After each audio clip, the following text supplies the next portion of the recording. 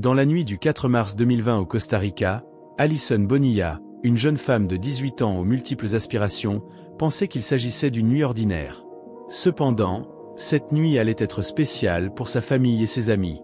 Alison a disparu sans laisser de traces, ce qui a entraîné des mois d'inquiétude, des enquêtes approfondies et des découvertes surprenantes. Comment une jeune personne ayant tant d'espoir peut-elle soudainement disparaître? Qu'est-ce qui pousse une personne à agir d'une manière aussi cruelle et insensée? Elle est née à Cartago, au Costa Rica, le 7 novembre 2001. Elle s'appelle Alison Pamela Bonilla Vasquez. Alison a grandi très près de sa mère, Yendri Vasquez, qui l'a élevée après le départ de son père. Alison a maintenu une relation étroite avec sa famille nombreuse, composée de ses parents et de sa sœur, qui l'ont soutenue pendant son enfance. Bien que jeune, elle voulait travailler dans la mode, en particulier comme maquilleuse. Alison a quitté son emploi et a commencé à suivre des cours de maquillage parce qu'elle était déterminée à réaliser son rêve. Bien qu'elle ait connu des difficultés financières, les gens ont toujours dit qu'elle était une personne joyeuse, optimiste et pleine d'espoir. Alison avait beaucoup d'amis, une grande famille et un petit ami nommé Harold Segura Solano qui vivait à Cachi, à environ 20 km du domicile d'Alison. En ce triste jour de mars, Alison a suivi sa routine habituelle.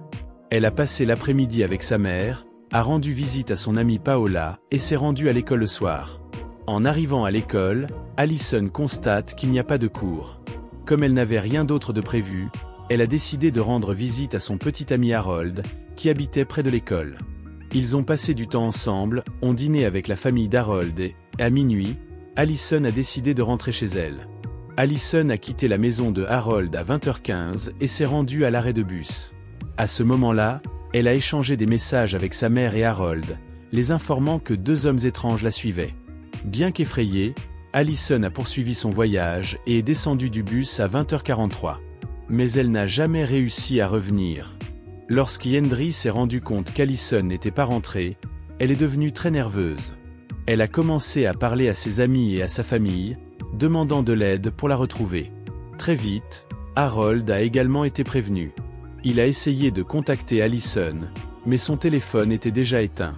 Lorsque la police a été contactée, des recherches massives ont été lancées. La police a suivi la trace d'Alison depuis l'arrêt de bus jusqu'à son domicile et a fouillé différents endroits à proximité, tels que des plantations de café et des lacs. Le lendemain, la police a découvert les lunettes d'Alison à environ 1 kilomètre de son domicile, mais n'a trouvé aucun autre indice permettant de la localiser. Après des semaines de recherche, la police a finalement découvert un élément d'information crucial. Une personne connaissant Alison a indiqué avoir vu une BMW rouge le jour de sa disparition, ce qui a éveillé ses soupçons. Le propriétaire de la voiture est Nelson Sanchez Urona, 28 ans, surnommé Sukia, dans la région. Nelson faisait partie d'un groupe de personnes du même milieu et avait déjà commis des délits par le passé. Je connaissais également Alison et sa famille, mais nous n'étions pas très proches. 2 jours avant l'arrivée d'Alison, Nelson lui a envoyé un message sur Facebook pour savoir si elle l'aimait bien. La question a surpris Alison. Elle a répondu qu'elle le considérait comme un voisin, mais qu'elle n'avait pas d'opinion définitive. Nelson acquiesce et la conversation s'arrête là. Après de longues recherches, le 2 septembre 2020, la police a enfin trouvé des preuves tangibles contre Nelson. Dans la voiture d'Alison, il trouve du sang et des cheveux qui lui appartiennent. Nelson a finalement avoué le crime lorsque les preuves sont devenues trop fortes. Il a déclaré que la nuit où elle a disparu, il a vu Alison marcher seule et a décidé de s'approcher d'elle. Alison est montée dans la voiture de Nelson parce qu'elle lui faisait confiance et ne soupçonnait rien de mal. Cependant, Nelson ne l'a pas ramenée chez elle. Au lieu de cela, il l'a emmenée dans une ferme de café et l'a blessée en la battant et en la fouettant sévèrement. Plus tard, Nelson a emmené Alison dans un endroit tranquille à San Geronimo, Cacho, où ils ont exploré une falaise. Même avec l'aide de Nelson, il a été difficile et long de retrouver le corps d'Alison. L'endroit où il disait avoir laissé le corps était vaste et difficile d'accès. 25 jours seulement après avoir reconnu le crime, la police a découvert des restes humains qui ont ensuite été identifiés comme appartenant à Alison Bonilla. Outre les ossements, les policiers ont également trouvé les vêtements qu'Alison portait au moment de sa disparition, ainsi qu'un costume contenant des ossements. La découverte a été très triste pour la famille d'Alison, en particulier pour Yendri, qui avait encore l'espoir de retrouver sa fille vivante. Yendri garde la chambre de sa fille fermée à clé et continue à lui acheter des cadeaux, espérant qu'Allison reviendra bientôt à la maison. Nelson a d'abord avoué, mais s'est ensuite ravisé, affirmant que la police l'avait trompé. Cependant, les preuves contre lui étaient claires et Nelson a été condamné à 35 ans de prison. L'histoire d'Allison Bonilla a eu un impact considérable sur la société costaricienne.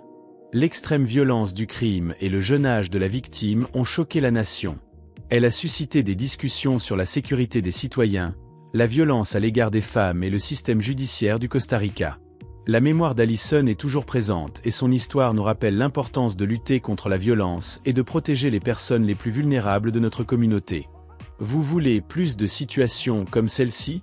Rejoignez notre chaîne et regardez nos vidéos quotidiennes avec de nouvelles histoires qui vous feront réfléchir. Dans un premier temps, Nelson a avoué, mais il s'est ensuite ravisé, affirmant que la police l'avait trompé. Cependant, les preuves contre lui étaient claires et Nelson a été condamné à 35 ans de prison. L'histoire d'Allison Bonilla a eu un impact considérable sur la société costaricienne. L'extrême violence du crime et le jeune âge de la victime ont choqué la nation. Elle a suscité des discussions sur la sécurité des citoyens, la violence à l'égard des femmes et le système judiciaire du Costa Rica. La mémoire d'Allison est toujours présente et son histoire nous rappelle l'importance de lutter contre la violence et de protéger les personnes les plus vulnérables de notre communauté. Vous voulez plus de situations comme celle-ci? Rejoignez notre chaîne et regardez nos vidéos quotidiennes avec de nouvelles histoires qui vous feront réfléchir.